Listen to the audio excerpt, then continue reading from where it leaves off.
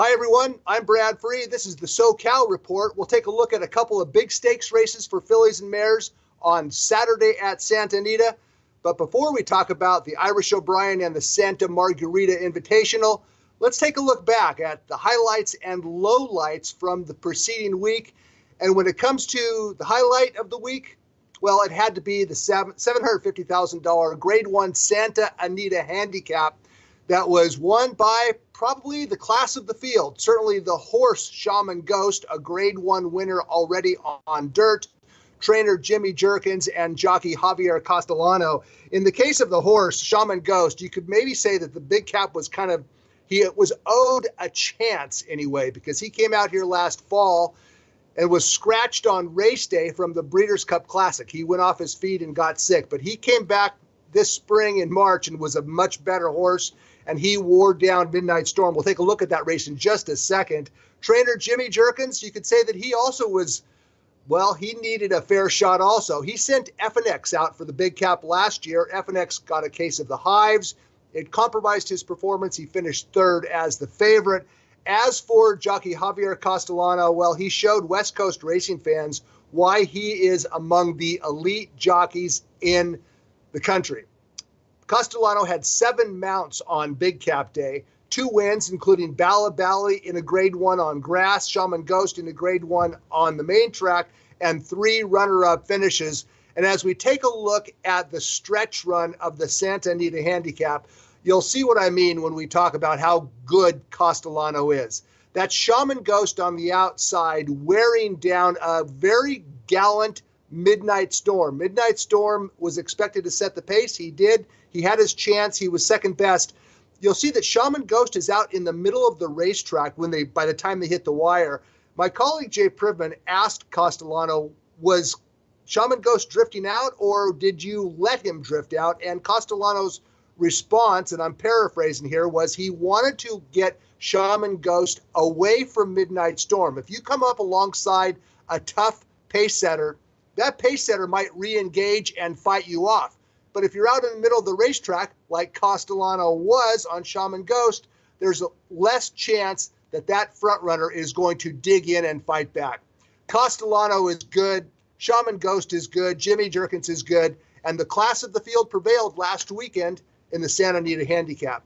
As for the lowlights last week, well, of course, the injury to Mastery after the San Felipe certainly kind of put a spoiler on Big Cap Day. Mastery was winning for the 4th time in 4 starts, and for just a few seconds after crossing the wire, he was the favorite for the Kentucky Derby. But he suffered an injury. He underwent surgery early this week. He's off the Derby trail. His future career is to be determined. As for the other lowlights, well, we're talking 3-year-olds at this time of year, and I have to admit that I was extremely disappointed in Battle of Midway and Reach the World. They ran last Thursday in a one-of-the-van allowance race. Battle of Midway and Reach the World, they finished heads apart. They each earned an 84 Beyer speed figure. I thought they might hit into the 90s, but when you go 44 and change for a mile and a 16th, you're not going to get a very good number. And the same thing with West Coast on Sunday in a maiden race. That maiden race got scratched down to only 3 starters, and West Coast won with an 82 Beyer speed figure. Let's take a look at the stretch run of Battle of Midway and Reach the World. They came to the wire together. This was last Thursday. The pace was slow. They went 47-1, 112-3, and that slow pace certainly influenced the final time, and it came back 44 and change, and the number came back soft. Battle of Midway refused to let Reach the World go by. In the case of both these colts, Battle of Midway was wide every step of the way.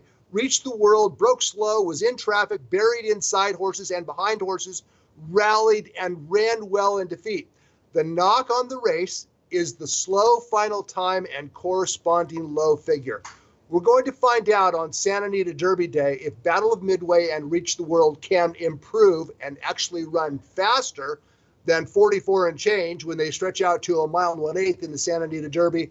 And if they move forward, they have a chance to defeat what is now taking shape as a relatively soft Santa Anita Derby. So when it comes to lowlights, it was only by my own expectations that I was disappointed in Battle of Midway, Reach the World, and West Scout.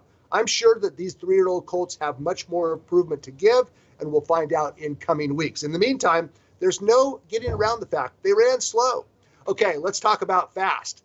On Saturday at Santa Anita, 2 stakes races for fillies and mares, beginning with race number 7. It's the $100,000 Irish O'Brien Stakes, California-bred fillies and mares sprinting down the hill. A field of 10, and the morning line favorite is number 3, Enola Gray, and she is very good. No kidding. She actually broke into the game with a 16-length maiden win. She has won 5 of 8 for Phil D'Amato, and coming down the hill, this filly is an absolute beast. There is a ton of speed in this race. Chocolati has speed, Ruse Valentine, Desert Steel, M.E.N.I. late and left. But the thing about Enola Gray, she can cope with pressure and still kick away, and that's what she did on January 28th in the Sunshine Million filly and mare turf sprint. That's a mouthful. She went 21-2, 43. They are going down in a, and rather than fold, kicked away. She on 3 lengths as the point is this. Enola Gray can handle pace, and she can still finish the job. She's the heavy favorite on Saturday in race number 7. I look for Desert Steel to run much better than she ran last time out. I think she was too close to the pace. I think that new jockey Flavian Pratt will take her back a little bit. Desert Steel, she's finished behind Enola Gray twice recently, but odds of 5-1 with a little bit different strategy. There's a chance she might be able to turn the tables. But Enola Gray enters the Irish O'Brien race number 7, undoubtedly the horse to beat. Race number 9 is the Grade 1 Santa Margarita, and that's for fillies and mares, and this division kind of needs a star. Beholder retired, Stellar Wind makes her comeback at Oakland Park, Songbird has yet to breeze, and what we're left with is kind of like the big cap, a relatively nondescript bunch. Not knocking these fillies because one of them is a champion, and that's number 3, Finest City. She's the 8-5 favorite in a field of 8.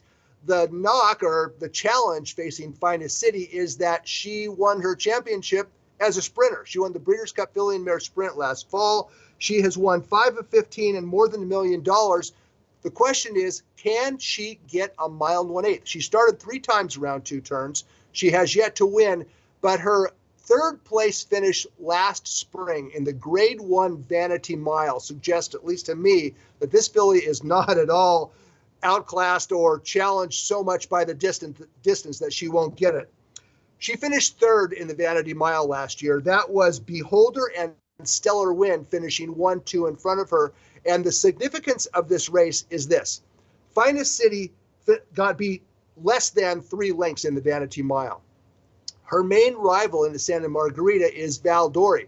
When Valdori faced those very 2 fillies and mares, Beholder and Stellar Wind, she got dusted by 12 lengths. So if Finest City can finish 3 lengths behind Beholder, but if Valdori finishes 12 lengths behind Beholder, well, you'd have to suggest that maybe Finest City is just a little bit better horse. The difference between Finest City and Valdori is this. Valdori has a series of Grade 2 wins going long on dirt under her belt, whereas Finest City is stretching out from 7 furlongs to 1 mile and 1/8. It's a very close call between 2 good fillies. I took Finest City over Valdori, and I am extremely interested to see how long shot contender Perfect Pick, number 6 Perfect Pick at odds of 5-1. She's lightly raced, getting better, different pace scenario and different footing than her 2 recent wins. But I think that Perfect Pick is on her way back up and very interesting on the stretch out. It's Enola Gray in race 7 on Saturday. Finest City in race 9. This has been the SoCal Report. I'm Brad Freed. Thanks for watching.